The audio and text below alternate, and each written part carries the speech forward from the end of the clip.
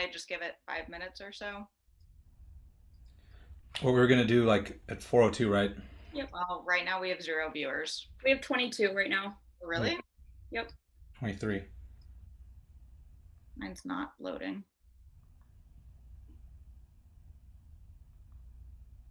Hi, Bob. Bob Key is watching. All right. Hi, Bob.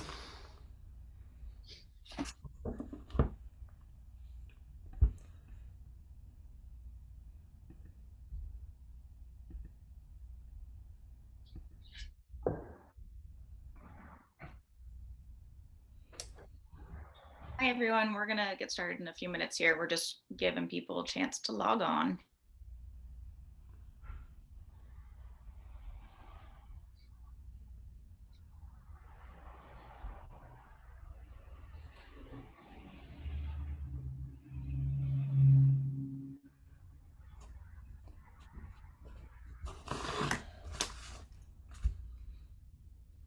All right. Should we do this?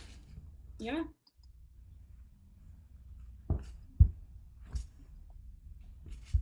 All right, is everybody good to go? Okay, great. Well, hi everyone. My name is Kgomotso Magagula, and I'm a senior and member of the HT94 executive team at St. Olaf College, working on the marketing and communications and their digital supplementary programming. Today, I have the pleasure of moderating the conversation with the Undocumented Migration Project team, who will introduce themselves shortly. For those of you joining us through Facebook Live, go ahead and use the comment section for all of your questions as we go along. So I will pass it over to the team and ask you all to introduce yourself. Who are you and what role do you occupy with the Undocumented Migration Project? And Austin, we'll start with you. Hi, all. I'm Austin Shipman. I am the program manager for the Undocumented Migration Project. Then. I'm Jason De Leon. I am the executive director of the Undocumented Migration Project and head curator of Hostile Terrain 94. Nicole, you're next. Hi, everyone. I'm Nicole Smith. I'm an exhibition coordinator for Hostile Terrain 94. Gabe, you are muted. I was. Hi, I'm Gabe Canter, and I'm the other Nicole. I'm also an exhibition coordinator for Hostile Terrain 94. And Mike. Hi, my name is Michael Wells. I'm a co-curator and photographer for the project. Perfect. So to get us sort of started, I think it would be great for you all to sort of introduce the Undocumented Migration Project. Like, what is UMP and what should people know about it? Very well. I will start, and I'll try to be brief, even though that is occasionally difficult for me to do. So I will look to my teammates to just give me the thumbs down sign when I should stop talking. So like I said, my name is Jason De Leon. I'm an anthropologist who currently teaches at the University of California, Los Angeles. I started the Undocumented Migration Project in 2009 when I was teaching at the University of Washington. And the Undocumented Migration Project, or the UMP, is a research, arts, and education collective that seeks to document and understand the experiences of border crossers, largely those coming from Latin America into the United States. We are also a 501c3 nonprofit that does a significant amount of outreach via things like popular media engagements, exhibitions, field schools, public and other types of public work. And the project itself, the sort of three wings. The research wing is an attempt to use as many different methods as possible to understand the process, the violent social process of undocumented migration. So it's a mix of archaeology, ethnography, forensic science, archival research, historical research, linguistics. Basically, we steal freely from any discipline in an attempt to better understand border crossings and to also to help translate that work for a general audience. The translation oftentimes occurs through things like exhibitions like Hostile Terrain 94, which we'll talk about more in detail. And also we do quite a bit of educational outreach, both through the teaching that I do on campus, as well as through the field schools that we have taught in Arizona and in Mexico over the last decade. And the last thing that I will say about the Undocumented Migration Project is that since its inception, it really has been about this idea that we need to fight racism and white supremacy and discrimination on a daily basis through as many means as possible. And so, at the core of our work, about trying to raise awareness about these issues, about trying to increase empathy and understanding for those who are coming from disadvantaged backgrounds, those who are exposed to various systematic and brutal forms of structural violence. We are trying to raise awareness about this in hopes of having some impact on positive social change. And so, for over a decade, our core mission has been to fight discrimination and prejudice, and to help people see migrants and border crossers for the people that they are. Thank you, Jason. And I think for the rest of the team, it would be interesting to find out how did you all get involved, and why have you continued to do this work? And I guess I can start off with Nicole. Sure. Sorry. I'm sorry. Could you repeat the question? Yeah, sure. No problem. I was just wondering, Jason just talked about what UMP is. It would be interesting to find out, how did you get involved with this project, and why have you stayed and continued to work on it? So I got involved in 2017 when the project was at the University of Michigan. I was an Anthro 101 student, a freshman in college, taking Jason's course. And from that very first day, I didn't have a major at the time. I had no clue what I was doing. I sat down in that lecture and I kind of just knew that that was what I wanted to do. A year later, I joined Jason's lab, and I've been kind of working on the project ever since. And I think for me, what really drew me to the project was, I grew up in rural Michigan, predominantly white people all around. And I think being someone of color in that environment, it wasn't something I really recognized. Like, the things that were happening wasn't really something I was recognizing until I got to college, until we kind of started having these conversations more, and I was like, oh shit, these are things that no one in my community is talking about. No one really knows the types of things that are going on with regards to immigration, and so that was something that I really wanted to kind of talk about more, and hopefully kind of educate people more about those things, because that wasn't something that I knew about prior to joining the project. Yeah, thank you. And what about you, Mike? Well, I've known Jason for a long time. Actually, we went to school together and we were close friends. And when Jason started started with his first field work, I came shortly after, and just came up, tagged along for the ride. And my background is in photography and in the visual arts. And so I immediately just started documenting what I saw on the project. I have a background in architecture and urban design, and I've always been very interested in spaces and how people navigate them. And this project, as it started to talk about the landscape, and then it became this weaponized landscape, I became more and more interested in that part of it. So I've kind of worked in the field with Jason since the beginning, I guess. And I've worked to help document through photography and just kind of collaborate with Jason and talk to him. I'm kind of an insider in that way, that I work with Jason very closely and tag along with him and have a lot of conversations, but I'm an outsider in that I don't actually work in the lab. I'm not an academic. This isn't my job. I just am like someone that's contributing in other ways, I guess. Yeah. And I'd like to hear from you, Austin, as well. Hey all. So I met Jason, I believe, in 2009 at the University of Washington.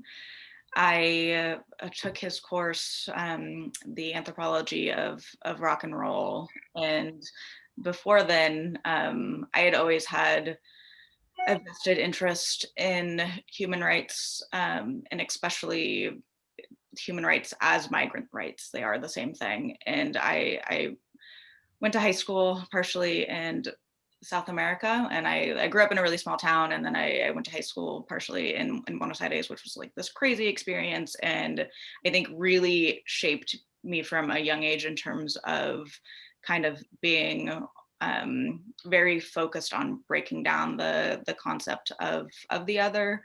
And something that Jason has said numerous times is it's crazy to us all that we still have to be working to humanize migrants. Like, they're humans. Like, that is not, it's just absolutely mind-boggling that we still have to be having that conversation. And so I met Jason as a student in 2009. I assisted with research in field schools in both Southern Arizona as well as Southern Mexico and Chiapas.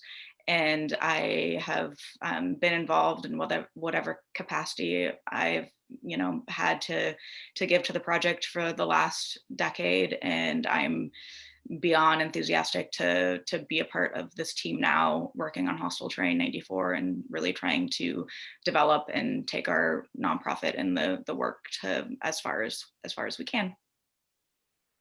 Thank you. And Gabe. I was also in that same freshman year 101 class as Nicole, and kind of knew I had an interest in anthropology, but that class was, like she said, just exciting and eye-opening. And we had a photography project, and Jason told students that if anyone wanted to develop film in his lab, they could do it. And I was the only nerd in the whole like 400-person class who actually did that. And so I got to know him and ended up working for him my sophomore year, and that was coincided with the 2016 election. But that year was just kind of amazing in terms of being an undergrad, getting to work with professors and graduate students and get like my firsthand look at organization, like community-based organization, and working on this project and getting to, help install an exhibition and see parts of Mexico and South on a road trip, and all these different things in the frame of anthropology and the UMP specifically. I was lucky to spend a majority of college and now afterwards getting to work on this team. Yeah, and I think it's really nice to kind of hear from you all how you sort of like came together and became a team, because I think sort of your individual interactions with the content and with the issues really help to determine where the project goes. And so I think it's really great that we're able to actually even have this conversation with everyone sort of coming through different channels. And Jason, when you were talking about UMP, you talked about social change. I think it would be interesting to sort of maybe hear from you all what are some of the challenges that you've encountered as you've been doing this work? And this can be from any one of you all, really. So I wanted to real quick just touch on the note of, you mentioned the team and how interesting you thought it was that, or cool it was that Jason has brought together this team. And I just want to give a shout out and recognize that we are a portion of the UMP, but over the last decade, there have been hundreds of people involved in this project that are super critical to where it is at now. And so, maybe they're not working on it day to day, but they're very much a part of our community. And so hi, all the UMPers that are watching. Well, and this includes all of our partners at St. Olaf, who, as we joke, should be running HT94, given the immense amount of work that you guys have all done. It's been really, really impressive. Thank you very much.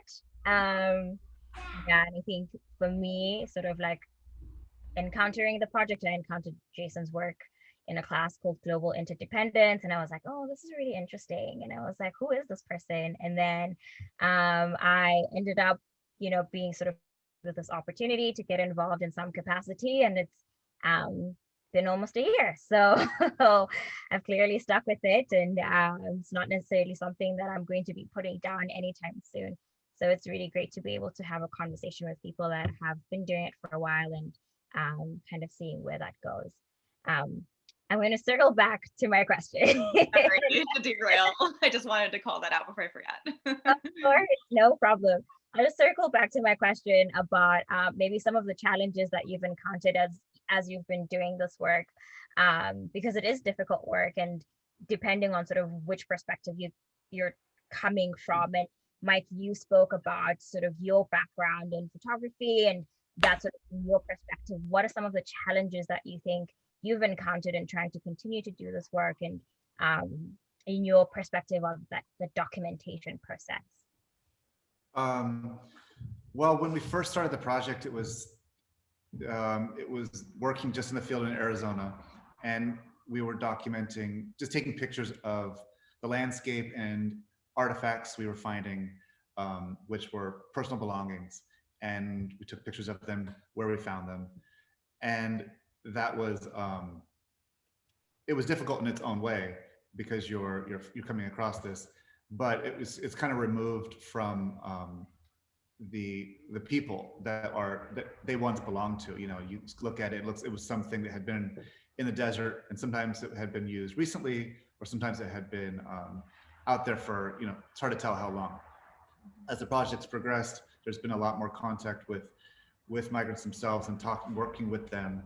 And now at the current iteration of the project, it's working with, you know, working with migrants, having them produce the content as well, like, you know, their imagery as well as taking pictures with migrants. And also the fact of its work moved from a book where it's kind of this remote thing that someone reads it. It was kind of an academic text, to being an exhibition where images are seen all over, and just trying to be as conscious, ethically conscious, you know, how things are seen, what they're being shown with, how everything is being talked about. All of that is something that has been evolving slowly and coming along, but it was a challenge. It's a lot of new elements that are always evolving with the project, and as it's being seen by more people, and Facebook living with people versus when it was just us out in the desert walking around, with not really sure what the project was at all. So there's always new projects, and we're, I think, doing the best to wrestle with them. But those are challenges for sure. Yeah. Austin, any challenges sort of that you can think of? I'm doing a quick reel through my head of the numerous situations I've been involved with the UMP, and I think a little bit in line with what Mike said, as the project has grown and evolved, making sure that it's still staying true to its original goals, and being like very conscious of, especially with the objects, that they're being contextualized in an ethical manner. And as the US-Mexico border has moved from this topic that we didn't see a lot of in the news to something that is so heavily featured by media and not always as appropriately as we would like it to be featured, to really make sure that UMP is very on top of their message and of our message, and what we're trying to spread awareness around. And then I just think recently, and I won't go super in depth into this because I think Gabe and Nicole can expand on this, but with the COVID-19 pandemic, having to rapidly toggle from 150 planned physical exhibitions to entering this new virtual reality that now is our actual reality, has been very, if you asked any of us where we thought we would be a year ago, no one would have guessed this right now. We would be in Italy right now. Yeah. We'd be partying. That's where yeah. And Austin, you mentioned that Gabe and Nicole could sort of maybe talk a little bit about that transition into a digital space.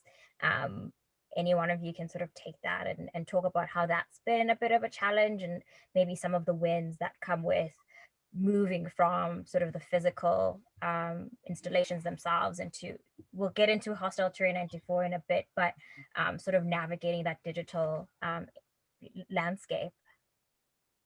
You want me or you want you, Nicole? Either, I have things to say, so if you, I'll go. Well, I think initially, like Austin had mentioned, like the pandemic really changed everything for the exhibition. We built it in a way, and we'll go more in depth later about the exhibition, but Hostile Terrain 94 was built in a way that really emphasizes physical interaction with the materials and with the people around, everyone. Obviously with the pandemic, like that was not an option at all. And so it was really, our first sorts of meetings after we realized we were going to be at home for a long time was brainstorming how we could still do this behind a computer screen. And that's where the hosts have really been able to take this kind of into their own hands and help us, come up with new forms of engaging with folks. And I think like if there is a silver lining to this, having these virtual sorts of formats have enabled us to reach so many more people than I think we would have if it was just physical exhibitions. And I think, also pre-pandemic, like a really important challenge that we faced, like Austin and Mike touched on, is ethics, and especially, which we will go into when we talk about HT94, I think when you're dealing with a project that is about thousands of lives who have been lost, it's so important to make all of the, not even make, but do the most ethically and conscious thing, and not just think of it as data and things like that, which we'll go into again. But I think pre-pandemic, Nicole and I, as dealing with this major part of this exhibition, is getting it, portraying it in the most conscious light. And that's kind of been our conversation from the beginning of this exhibition too, is, when we first started HT94, Gabe and I were just students at U of M. And after we realized how sort of impactful this could be, transforming this into something that is on this large scale, we really wanted to make sure that people from all sorts of backgrounds that are coming to this issue are being thought about, and we're doing, like everyone has said, like Mike started with, we want to make sure that we're doing things ethically and being conscious about the ways that people will see and connect to this. And so my next question is actually for you, Jason. Thinking about, your work with students or through your teaching and things like that, how has working with students sort of shifted and changed your work, and how has sort of seeing your work through their perspective shaped or maybe informs what you do now? I'm glad you asked that, because I've just been taking notes here that I wanted to talk about that. So thank you. The UMP began as there were students working on this project from the very, very beginning, and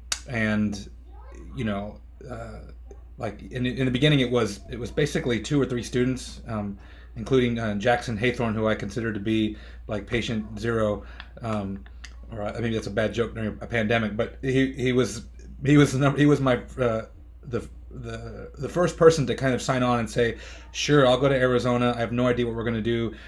It sounds interesting, and I hope that I'll get something out of it. And one of the reasons, that there were 2 reasons why I needed to work with students. One was that we were doing these kind of big archaeological projects that required a lot of people to work on different things. But more importantly, from my own perspective, I was someone who benefited greatly from research opportunities that were given to me as an undergraduate student. I was a terrible undergraduate student. Mike can attest to that. He helped me along maintaining some of my low GPA. And it wasn't really until someone took me aside and said, hey, you're interested in this stuff. Do you want to work in the lab? Do you want to go to the field? Do you want to go to Mexico? Do you want to get involved in stuff and take ownership of some of this work? And that was a life-changing thing for me. And so as soon as I got to University of Washington, my first year there, I said, okay, I want to do research, and now I'm in the position to help students. So how do I develop a project that immediately involves students? And I will say that probably that my favorite part the work is difficult, it's challenging, it's emotionally draining, but one of the big benefits for me is working so closely with students and watching them, mature, take on these projects, really get excited about the work, and also to teach me so much about the world. And we've, as Austin was saying, we've worked with hundreds of students over the years, and we are still, I think, I'm very much in touch with a lot of those students, and some of them are working on stuff with us, some of them are working on related things in other fields, but all along, we've asked them to kind of sign on to this project, to be involved, to be committed to both the work in an ethical, sensitive way, but then also to be committed to us as a community. Because you cannot do this work without a support network amongst ourselves, and so that's been really, really important. And I kind of look at you asked about how this has developed over the years. I think about Hostile Terrain 94 as it's almost like one giant field school now, where instead of just having 12 or 14 students that I'm working with for 5 weeks, it's hundreds of students that we're working with across the globe on 6 continents who are coming to the table and saying, hey, we've got these ideas, we want to try this and we want to try that. And it's just been really amazing to see those students, yourself included, Kgomotso, like to go and just get excited about this stuff and to take ownership of a part of it and to let it develop into these new kind of projects. And so I think, I kind of think about HT94 as this natural trajectory, as like it's this global field school that we're kind of running now. And, I'm looking forward to staying in touch with, I don't think this is going to go away anytime soon in terms of the scale of the project that we're working at now. And it's designed in a way so that people can partner with us and feel like true partners. And that was, on purpose, so that, it's not just you're coming in and doing what we're asking you to do. You're coming in and doing things that you're excited about. And that's a big leap for us. And I think one that all of us have been super excited about. And especially we had our lab meeting last week, or maybe it was through a text where, we were just seeing stuff pop up, newspaper articles or show reviews of Amsterdam, Penn State, all these places that are doing stuff. And a lot of it's happening virtually. And just for us to think like, okay, this thing started as a 20-minute meeting in the lab 2.5 years ago, and now suddenly it's doing all these amazing things. For us, I think that's very, very humbling and truly, truly inspiring. Thank you, Jason. And Mike, I'm going to circle to you. I'm not sure about how your sort of work interacts with students, but do you have any sort of like student engagement and in working with different people and working closely with Jason? How has that sort of shifted and changed how you do your work and maybe what you focus on when you engage in this type of work? Well, I work with students, I guess, when I've been through. I don't work with students, like I'm not an instructor or a teacher. So I work with students, I guess, when like I've come in contact with them through Jason being at the field school or when they're working in the lab. But I don't really have a hand, or setting up an exhibit if I'm there and we're helping talk to them. Also, I guess I work with students when I've been at some of the HT94, the more recent pop-ups. But that's not really my role, actually. So, but it's been good, I guess. I would say, though, sorry, Nicole, do you want to go ahead? Go ahead. I was just going to say, when I was a student on the field school and Mike was there, that Mike, you were pretty critical to me in terms of seeing you as almost like a mentor for how to visually document this stuff. And so while you may not see yourself as a, heavily involved with students, you were like, your work was super important to me as a student and still is, obviously. So, and you were always very like eager to, if anyone had any camera questions or whatever, to help out. You're a secret teacher. And I'd just like to note that like the majority of our team right now we're all past students of Jason. We've all started on this project as a student. And so I think that's a testament to the Jason and the UMP's commitment to involving students. And I think that's one of the really welcoming and inspiring things for us as, where we started as undergrads to kind of come into this big scene, this big pool of who knows like what, you know, you can be involved in, and to have someone that's like, hey, come in to this project, let me like help you, let's, you know, kind of figure out what you're interested in, let's help you grow, let's have you take ownership of this. And that's really, really, I mean, so great for us to be able to be a part of. So we have a question that has just come in through Facebook, and so we're going to transition into that before we go into sort of conversations around hostile terrain 94. And so they say, as global warming progresses, the migration of people escaping war, starvation, and results from climate change will increase exponentially. How much notice have you received from other groups working on migrants from all around the world?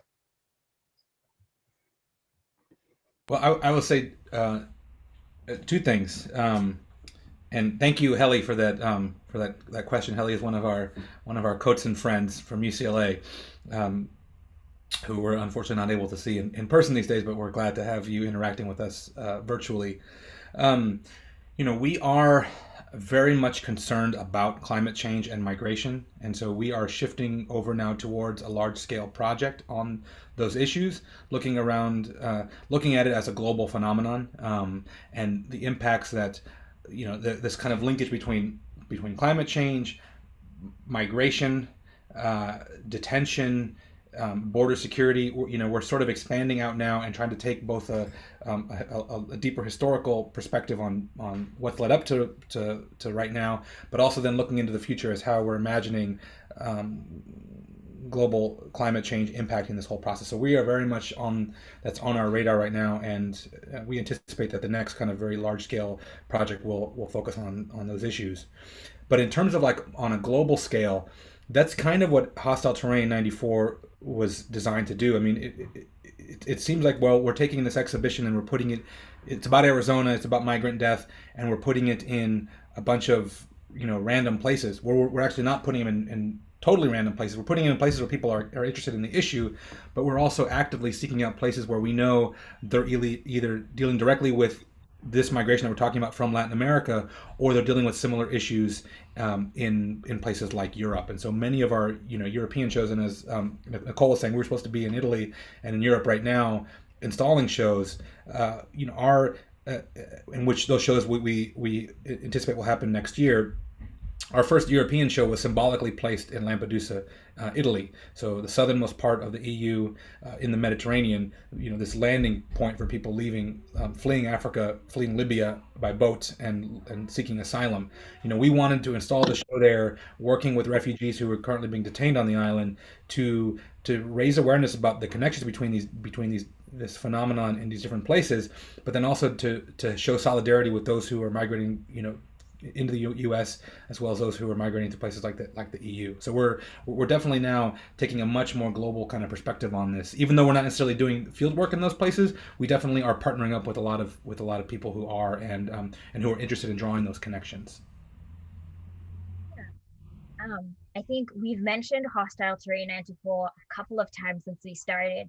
And I think it'd be great, maybe one of you to tell people what is Hostile Terrain 94, what is this exhibition that we keep mentioning in passing. Gabe, I'll ask you to do it. Hostile Terrain 94 is a participatory art exhibition that we've been working on for the last year and a half. And it involves us working with about 130 hosting partners around the world who have committed to working with their community members to put up an installation that includes a map of the Arizona desert. It's simply just a vinyl graphic that they put on a wall. It's all DIY, and they put up the borderline, and we send them materials and instructions where they then have to place body bag toe tags onto the wall in the exact location where human remains have been found in the desert as a result mostly of the 1994 Border Patrol policy known as prevention through deterrence. And the project gets its name from that policy, which notes that it is, quote, hostile terrain, and the 94 comes from the year that it was enacted. And we've been able to talk to so many hosts around the world as they plan this, and they get their students or just, church members, just general public to come and write on those toe tags the name of someone who has lost their life, a third of which are unidentified. And the tag goes in that spot on the wall. And so you can walk up to this map that's 16 feet wide and see a red dot on it that represents the location, and then you can read that person's name and you can write a note on the back. And I think most exciting part to us about it is that really the point of the installation is just to act as a platform for them to engage with each other and themselves, and provide additional programming and supplemental events around it that make it 100% unique to each location. And so at St. Olaf, and I'm sure you can talk about it, you have events, you have documentary screenings, you have digital task forces that are planning all of these digital tag filling sessions. And in the same way, you have 5 universities in New York City that are hoping to do it next fall and will plan events together throughout Manhattan. And we see across the world on 6 continents, like Jason said, how each community, no matter where they are, is able to connect to this issue and talk about migration on the global scale. And Austin, this question will be for you. What has sort of surprised you about the global expansion of Hostel Terrain 94? And is this something that you all anticipated, and at least to this degree? And kind of what do you hope to see in terms of more of the outreach process? Are you expecting more people to start to get involved with this project as it continues on? I would say, so having seen the UMP from when it was just a few students to what it is now, it's incredibly humbling to still be a part of this project and to see the number of people that care and are invested, and especially in lieu of this unprecedented event with the COVID-19 pandemic. We have had such support from all of our hosting partners and just commitment and dedication to sticking with the project. It's absolutely inspiring.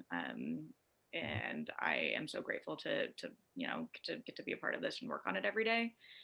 And so in terms of that, in terms of seeing the global expansion, I would say just it's inspiring and humbling, where it started and where it is now. And then the second part of your question, sorry, can you remind me? I've started to ramble and lost the second part. I think I might have sort of outreach, having to do with outreach, where I expect outreach to go. I would love to see our program continue to grow. And as Jason said, with branching out into maybe some projects around climate change, to continue to gather social science data and to translate that into these large scale exhibitions that are far reaching and involve community partners and really break down barriers and go beyond the scope of the classroom. That to me is incredibly exciting, and that's where I would like to see, I would like HT94 to kind of serve as a roadmap for that, as a case study. And I would hope that we'll be able to do more things like HT94 in the future with the Undocumented Migration Project as the organizing body. Yeah. And Nicole, I'll have you answer this question of when it's all said and done, if there is an all said and done situation with HT94, what do you hope people will extract from this project? And so beyond sort of raising awareness around migrant death in all of these different contexts that we've talked about, what do you hope will be the lasting impact of this project? Yeah, I mean, that's a really great question. Earlier today, Gabe and I were talking about St. Olaf, actually, and about how the sorts of teams that you all have developed are things that will likely continue on after the exhibition. And I think that that's something that I hope can start to happen in other places too. Like, you know, this exhibition has a lot of different meanings for depending on who you are and how you are seeing it. But in the same way that the UMP has like continued to transform into all of these different things, all these different projects, I kind of hope that HT94 can inspire groups to continue to do this type of work in different ways. And so whether that's doing exhibition work or, like Austin mentioned, translating, you know, research into something that can be accessible in the long run and for larger audiences, I think that would be, you know, really great to see. And Jason, I'll also pose the same question to you. You know, I think for us, it's really just about engaging with different communities, and we just we want to, at least I want to, um, inspire people to take on these things and go off and do them themselves, or build on an idea and make it their own, and push it into some new direction. And you know, I think as an academic and an anthropologist, I feel like for the longest, for much of my career pre-tenure, the outreach stuff I was interested in doing, the exhibition work that I was interested in doing, was always treated as very secondary by the people who were evaluating me, who saw this work, that element of the work, as not being as important as a journal article, or as a monograph, as a peer-reviewed piece of scholarship. And for me, I hope that this project will serve as an example of, you know, despite what I was being told, that I should be sort of dialing it back and focusing on other stuff, I really wanted the public outreach and the translation of the social science work to be a crucial element of what we did from the beginning. So it was never like a secondary thing, like, let's go do this research, and then at the end of the day, maybe we can make a little exhibition about the stuff. It was always, okay, how do we connect these dots and be thinking about it actively, and presenting this as, you know, the research and the outreach cannot be separated. It's part of this of the project, and if you take them apart, I think neither one is as good as they are when they're together. And so I hope that this will inspire people to begin to try to develop their own work in that way, because I think right now, I mean, the stakes are so high. You know, when you turn on the television and the experts who are being interviewed are not experts at all. They're clowns, they're talking heads who have no idea about many of the things that they're actually supposed to be experts on. And so I think we need more social scientists, we need more anthropologists to be speaking out about the work that they're doing, but they can't do it, I think, from this sort of traditional mold. And so I think we need more anthropologists who are able to comfortably kind of move between these different genres of engagement, but also we need to be supporting them and tenuring those folks and helping and inspiring the students, the undergrads and the graduate students, to say, okay, this can be your trajectory. If you are passionate about research and about outreach and about exhibition work, or about art, you can start from the ground with those things all together, and then we will support you all the way through that, so that you're not feeling like, you know, I want to do these two things, but to be a graduate student I have to be a certain mold, and then I have to hide all of the public stuff. I hope that this project and other stuff that the UMP has done can serve as an example of, you know, you can do both of these things and they can fit well together. And I think we're in a better space right now, where there's not as much antagonism as there was perhaps when I began this work, where I think now we're much more open to seeing these sort of hybrid forms of scholarship, but also recognizing that our world is literally on fire, and if we do not translate the work that we're doing for a public audience so that they can better understand that racism exists, that that climate change is real, you know, we're not going to be around for very long. And so that's what I'm hoping in the long run, is that it'll serve as a model for people who will then take that mantle and push it forward. And Mike, since your work is also sort of in this more visual space, how do you see how do you see that contribute significantly in the lasting efforts towards raising awareness and getting more people involved? I think that whether it's the exhibition space or the kind of book space, whatever that is, that it's another way to kind of explain the situation, and it's always teamed with, whether it's in a book, you know, you have the text and you have visuals to kind of help explain it. Same thing with, it's in the space, there's visuals, and then, I mean, there'll be like a photograph, and then there's sound recordings of people that that of migrants' stories. There'll also be, I'm talking about in the larger space, not just the HT94, but in the space where the photographs are displayed. But there's other elements of video, of photos that are taken by migrants, videos that's taken by migrants. So it's one more element to help kind of buttress the idea and to kind of give a more round understanding for people that are interested in the project, in the subject. And I think one more thing, you guys were talking about what would be a good outcome from the project, but I think kind of on a basic level, a good outcome of the project would be if people just stop dying in the desert, and that would be great, and that if all this was taken forward, that would be kind of the goal, I think, in some way, as well as scholarship and things like that. I think also, just to jump off of that, so much of HT94 and the work of the UMP has to do with the idea of trying to build empathy, which, like with a world on fire, we all need. And so any kind of visual aid from photos is helpful. Writing down names and connecting in different ways with dates and times is another emotional way. And so I think in terms of photographs and visual arts, it's important to do all you can to help audience members and public folks who stumble upon the project to connect to this and understand, like Mike said, the need and the necessity for there to be no more deaths in the desert.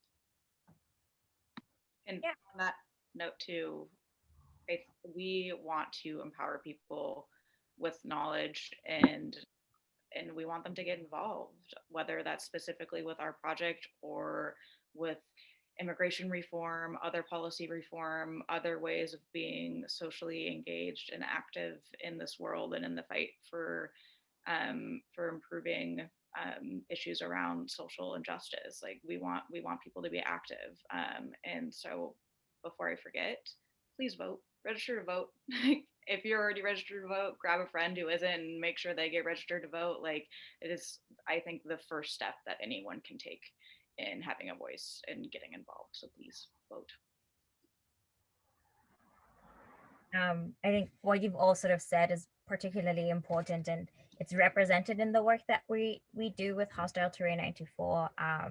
And we can only just hope that more people will latch onto it and use those sort of similar techniques or develop new ones to make sure that work is continuing and that their advocacy is proactive.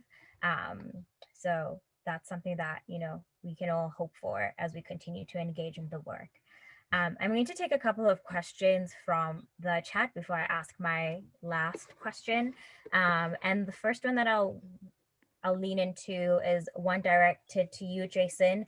It's your study relies on an interdisciplinary approach to systems that are at once immensely expansive but also interconnected. They're wondering if you have certain disciplines, technologies, or methods in mind that you'd like to see brought to bear these studies. That's a great question, I think, and Mike and I have had long conversations about directions to take this work in. I think we're always kind of spitballing about, what about this, what about that? Probably in the last 5 years, we've really emphasized the visual, and we anticipate putting out a book in the next couple of years. It'll be the first kind of photo ethnography that the UMP has done, and it'll feature a lot of Mike's images, as well as kind of me thinking anthropologically through some of these images and how we can deploy them in a kind of ethical and sensitive sort of way. But I think migration is so photographed, and yet I think we are very stagnant when it comes to the visual. I don't look at most photography work about migration because I feel like I've seen it a million times, and so I'm just waiting for someone to push that envelope in a different direction and kind of help us think differently about the visual representation of these experiences. But so that's something that we're kind of experimenting with, but I would love to see more of that. Other types of approaches, GIS we have off and on experimented with different GIS work. Hostile Terrain 94 is in many ways a GIS project. Our collaborators Hayden Stewart and Cameron Goki have been working long and hard on various forms of GIS analysis on some of these materials. But I do think that like the human geography aspect of this is really understudied. And I think part of that is because you have people who come at it from a geographic perspective who are incorporating the sort of spatial data that you can accumulate into an Excel spreadsheet, but oftentimes it's missing the kind of ethnographic depth that I think would really push that into a new direction. So I'm really thinking that I would love to see a kind of human geographer with an ethnographic slant working on some of these issues, not just in Arizona, but anywhere, to kind of add that that nuance to these spatial analyses. Two other things: sound. I think that, as part of the kind of experiential, phenomenological understanding of this process, I think that sound is largely underappreciated. Our collaborators, JP Snydecki and Josh Bonetta, have made a beautiful and troubling film called Elmar Lamar that I think has a pretty amazing soundtrack about the desert. And that's kind of the first work I've seen that I felt like really was trying to convey these experiences through that approach. So I think that's a totally understudied form. And then lastly, I think that we need more critical gender studies in migration. I feel like we're only now starting to really give any attention to women in this process, even though women have been migrating since the beginning of time, including in this process. But the work has always been so male centric, and I think that is, and we need not just people studying women migrating, but people using a gender, a feminist kind of perspective to understand this whole process. I think that that is something that is desperately needed. And when we have two UMP associated researchers, Amelia Frank Batali, who is working on Honduran deportees and issues of youth, and then Wanda Quintanilla Duran, who is working on issues of women migrants and smugglers. So we have two of our associates who are getting into that stuff now, but I think we would love to see a lot more work engaging with that. We definitely still have time if anyone else would sort of has anything else to add in terms of thinking about these new frameworks and methodologies to add to this discipline and to this work.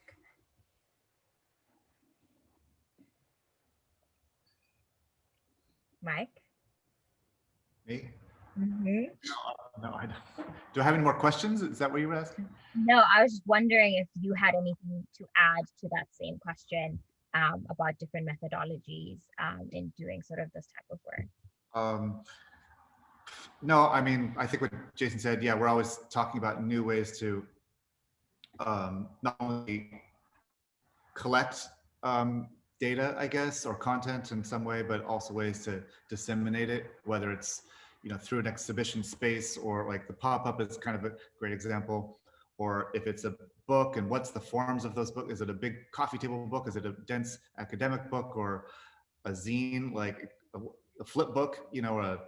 Could be anything. There's always what's appropriate for what, and what works and what could work. And there's lots of conversations about all of these things. All right. We do only have like 6 minutes left. So I'm going to ask one question, which is, what is next for the Undocumented Migration Project? What are some of the things that you're currently working on, but also hope to be working on in the near future? Okay, Nicole? Oh, I'm not sure if I'm the best person to speak to our next projects. I'm not sure how in depth we want to go, Jason. So I'll pass it on to you. Sure. I think, well, right now, we were hoping to be done with HT94 by the election. And of course, that's not going to be the case now. The HT94 now will run at least until the end of 2021, if not into 2022. So we're kind of in the trenches right now with those exhibitions. And I think part of our plan now is we're looking at it not as a delay in the work, but now as giving us more time to develop and add additional elements. So we're working to finish up the augmented reality component of the exhibition that allows you to tour the desert, to listen to people's voices through AR. We are starting to work on a project around migrant detention, both in the U.S. and in Latin America. We are working with a couple of institutions to develop kind of larger versions of HT94. So we're anticipating a larger scale show at the La Plaza Museum here in Los Angeles in the fall of 2021. And we're also in talks with other exhibitions to generate new material. So we had a call last week with the Museum of Us in San Diego about creating a new exhibition, and they're interested in us generating new content, so potentially getting Mike and I into the field in Tijuana. So we have all those things are kind of in the hopper, and that's probably the next couple of years. We're starting to work now as well on develop this project on climate change, and then I'm trying to finish a book on smugglers, and then also start a photography book with Mike in the next 18 months. So that's kind of, we're anticipating at least 2 new publications to come out by the end of middle of 2022, hopefully. Great. We've got 3 minutes left in sort of our little conversation. I think maybe last thoughts. When people sort of encounter this conversation, what would you like them to know about the Undocumented Migration Project that you haven't been able to cover in this time that we've had right now?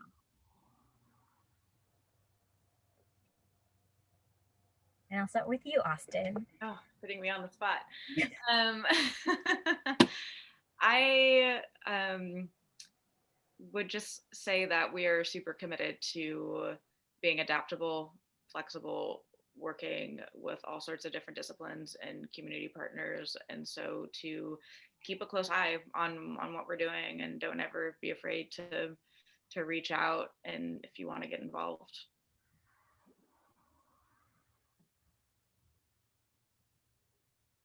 Yeah, I think the project is as far started off as an archaeological project. When I think of archaeology, I think of dead old stuff, and it's the most alive, constantly evolving project that I can think of. There's always new stuff, and it's always evolving and moving into new areas, with different types of spaces, and different people involved in it. So it's always something new, which I think is great.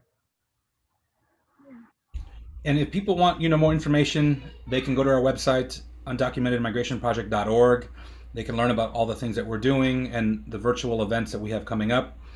This is the first in our webinar series. Our next one will be October 21st at 4 p.m. with Tony Banegas, who is the executive director of the Colibri Center for Human Rights that works on repatriating and reconnecting the families of people who have died while crossing through the U.S.-Mexico border in Arizona. So we'll have Tony on that conversation along with human rights attorney Amy Knight, and we'll be talking about human rights in the Arizona desert, talking about this political moment and what people can do. So go to our website, like us on Facebook, Instagram, Twitter. You can learn all about the different events we have coming up. We are a 501c3, so we are working hard to keep the lights on and keep people employed. So please consider making a tax deductible donation to our project. We have some merchandise that you can also buy. Please know that we're currently raising funds now to help subsidize a lot of our shows in Latin America, places that can't afford to host Hostile 2094 and elsewhere. So those funds, a lot of them will go towards supporting that mission, as well as helping us to do additional forms of community outreach.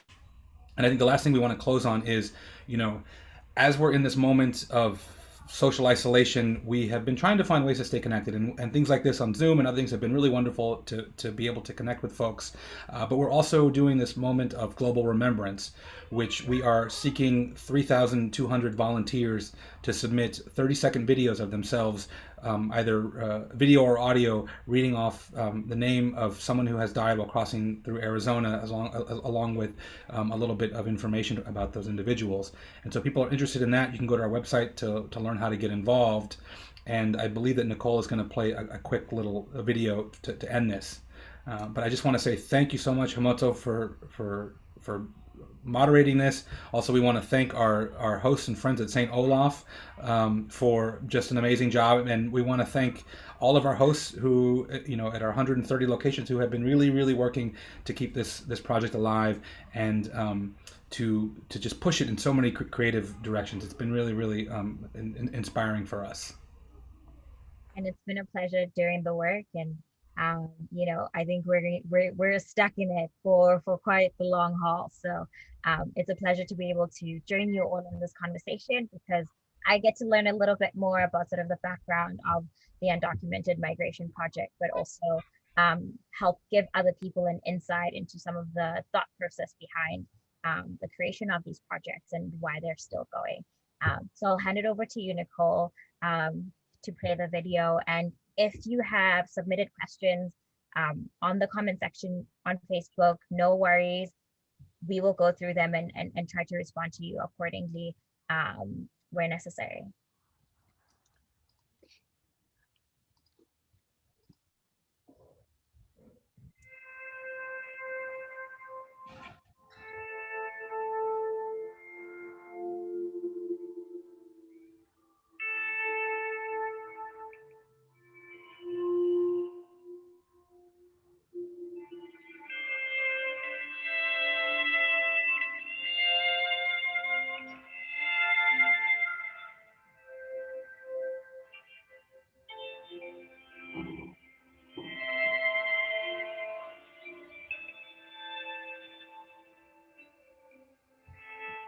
Castulo Salazar Ontiveros, Francisco de Jesús Méndez Álvarez, Juan Gabriel García Gallegos, Rafael Carrillo Núñez. unidentified. Juan de Jesús Rivera Cota,